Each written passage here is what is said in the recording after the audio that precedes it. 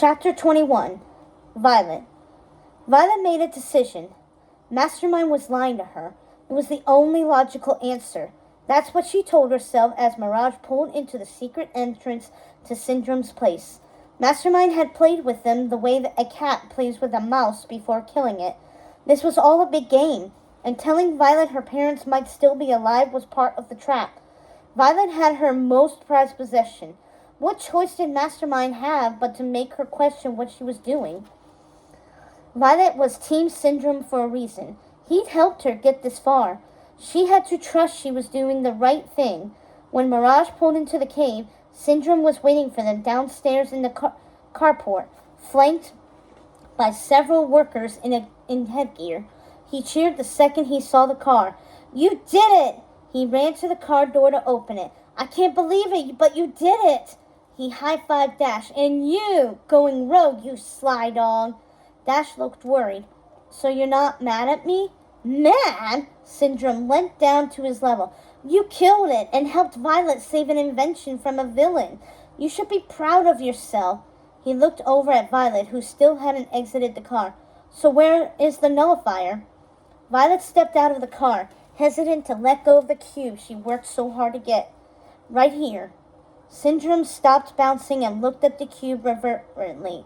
"Mastermind's greatest achievement," he whispered, taking it gently from her.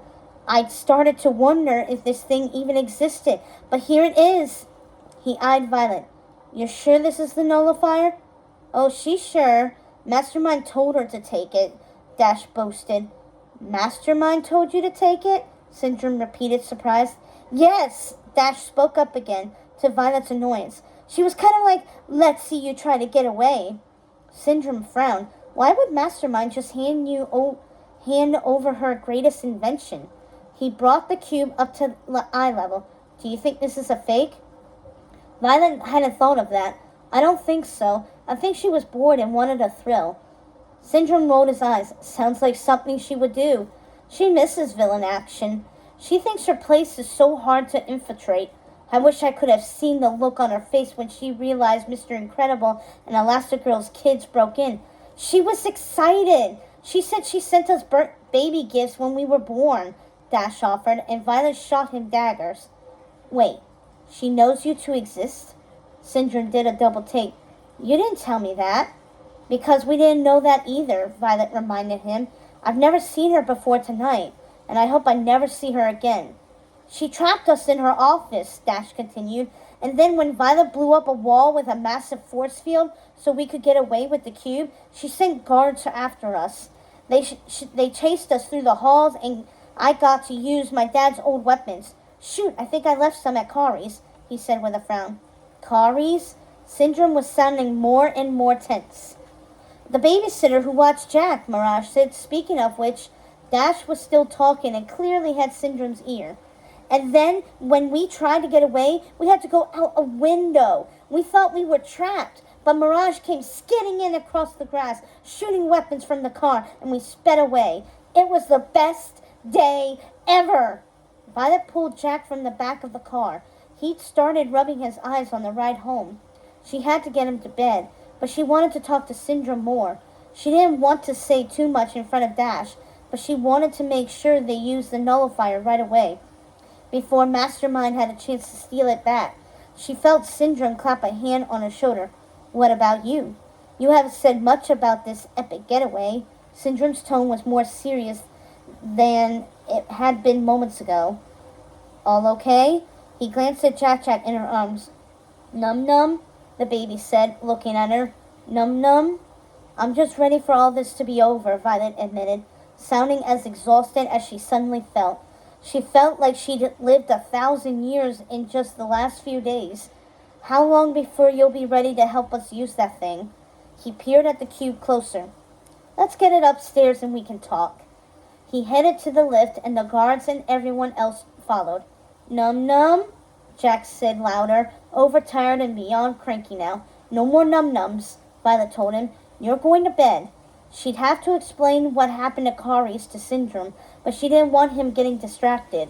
The nullifier was more important than telling him about Jack, who'd had powers for a hot second.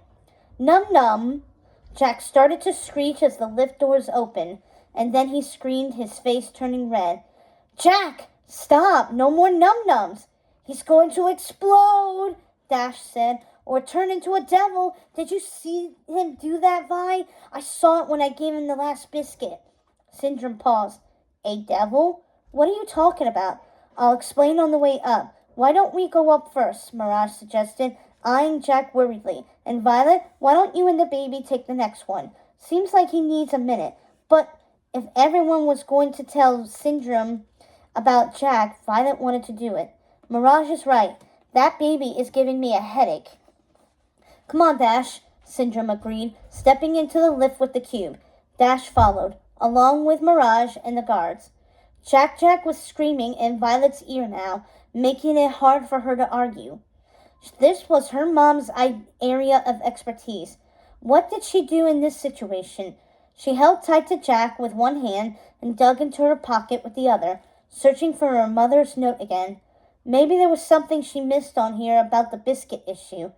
There was no way her mom gave in to Jack having unlimited sweets. The lift dinged when it reached the main floor, and Violet pressed the button, sending it down again while Jack yanked at her hair. She found the note and pulled it out as the lifts opened in front of her. Jack gave her hair a sharper tug. Jack, please, she begged as they stepped inside, and then boom! The baby floated out of her arms and disappeared through the lift ceiling. Jack! Violet shouted as the doors closed. She couldn't have the lift descend without the baby. What if he was in the lift shaft? Jack! She heard him babbling somewhere outside the walls.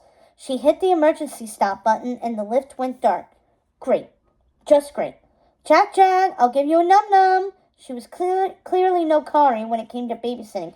2 num-nums. Jack popped out of the floor, bathed in a ray of light for a moment, and Violet grabbed him. Num-num? Jack said, sounding calmer now. 2 num-nums, Violet promised, relieved. She really hoped Syndrome still had biscuits. She could barely see her brother in the darkness, but something was glowing other than the baby. It was the note from Mom. Violet peered closer. There was a name and number on the page written in black light. This was why her mom had been so adamant about Violet holding on to her note. It had a message only for her. Violet read it quickly. In case of emergency, call Rick Dicker at the agency. It was followed by a phone number. So Mom did have an emergency backup plan. Violet realized, and it wasn't Mirage or Syndrome. It was the agency, which Mirage claimed was no longer even in business. Violet faltered. Was Mastermind telling the truth that she hadn't kidnapped Violet's parents? If she hadn't, who did? Num-num? Jack questioned again as the lights flickered on and Violet hurried to put the note back in her pocket. The lift flew upwards.